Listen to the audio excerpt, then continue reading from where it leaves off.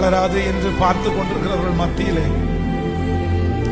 இது கனிதராது என்று நினைத்து கொண்டிருக்கிற அந்த ஜனங்கள் மத்தியிலிருந்து நீர் எங்களை எடுத்து நீர் பலரை மறைவாய் வளர்க்கிறதற்காக நன்றி.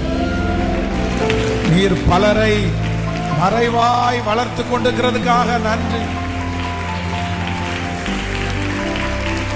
Thank you Jesus.